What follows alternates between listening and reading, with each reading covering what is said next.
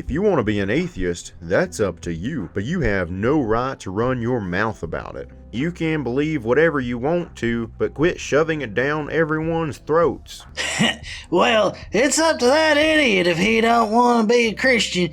Well, why's he gotta make them stupid YouTubes about it? So this particular criticism bothers me a lot, especially when it's coming out of the mouth of a Christian minister. The hypocrisy is just astronomical.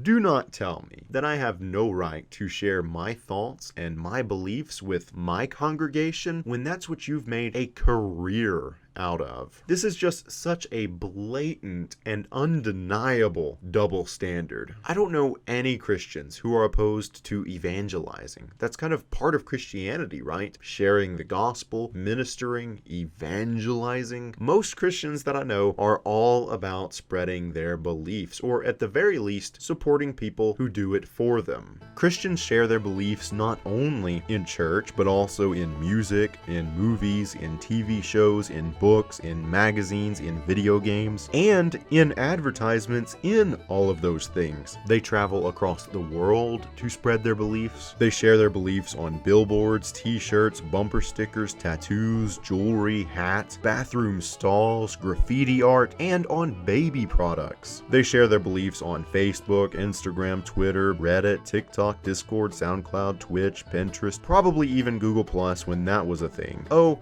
and Christians also share their beliefs on YouTube. Imagine that.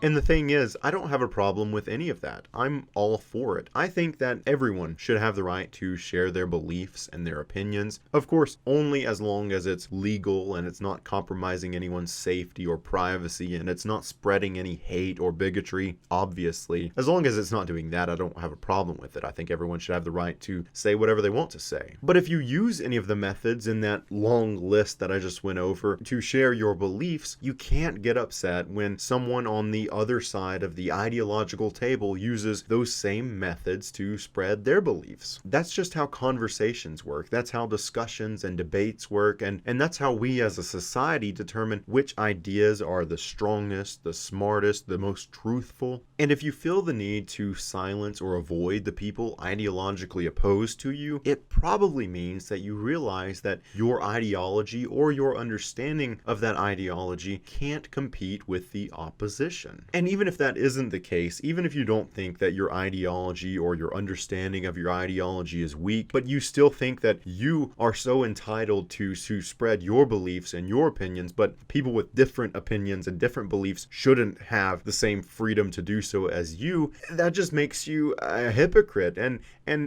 it makes you an entitled little brat. And it's also kind of unconstitutional for those Americans out there, you know? Whatever happened to freedom and equality and liberty and the pursuit of happiness?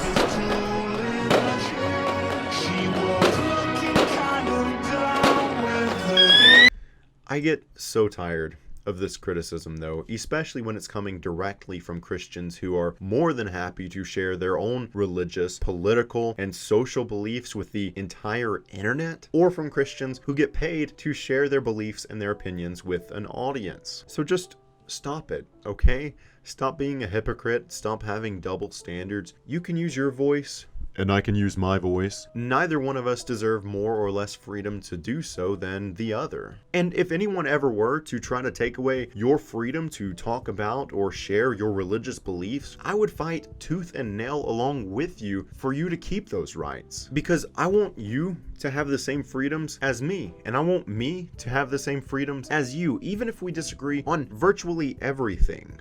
And one last thing before I wrap up this criticism, I am not trying to force my beliefs or my opinions onto anyone. I know that's something that's kind of thrown in oftentimes when people say that I shouldn't be doing this or that I shouldn't have the right to make these videos, that they'll say that I'm forcing my beliefs onto the world, but that's just not accurate. That's not true. All that I do is make these videos, and I am sometimes somewhat active on Facebook and Twitter. Link in the description to my social medias. But that's all that I do. Remember that long list that I mentioned a minute ago? All of those things that Christians do to spread their beliefs and share their ideas? That was only the tip of the iceberg for Christian evangelism. That was nothing. That was a tease of the things that they do to spread their beliefs. And I don't even do, not only do I not do half of that stuff, I don't do any of that stuff except for use a small handful of social media platforms. That's it. I don't have t-shirts, which I should have. I don't have billboards, which I should also have. I don't do any of that other stuff.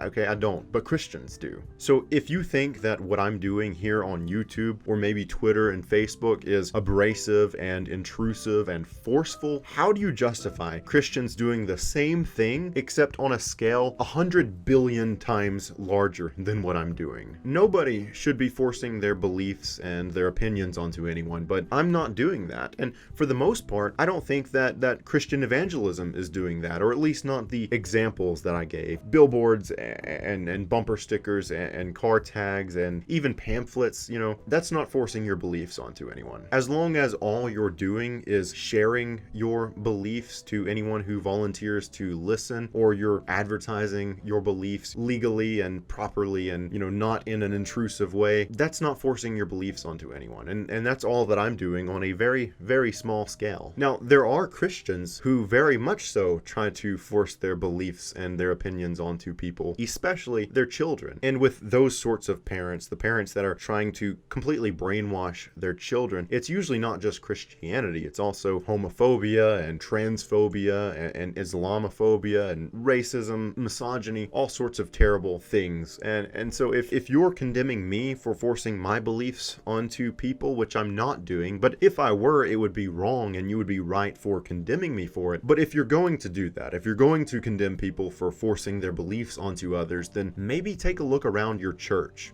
or in the mirror, because there's probably a lot of it going on there. So yeah, that's all that I have to say about this particular criticism. Hopefully that sheds some light on this topic in a way that these local Christians hadn't considered before. I do typically think that these Christians who criticize me for sharing my beliefs aren't trying to be unfair. They're just oblivious to the fact that what they're saying is very much hypocritical. And I think that's why we all need to look at ourselves and make sure we're not holding any double standards, because it's easy to do and not realize that you're doing it. We need to, what's a good way to put it? We need to treat others the way that we want to be treated. And part of doing that is listening to others as much as we want them to listen to us. That's how conversations work. Conversations don't work if you try to mute the other person and you just run your mouth. That's not going to get anywhere. And that's not fair. It's not right. But anyway, that's all that I've got for today. So thanks for watching, and I'll see you in the next worship service.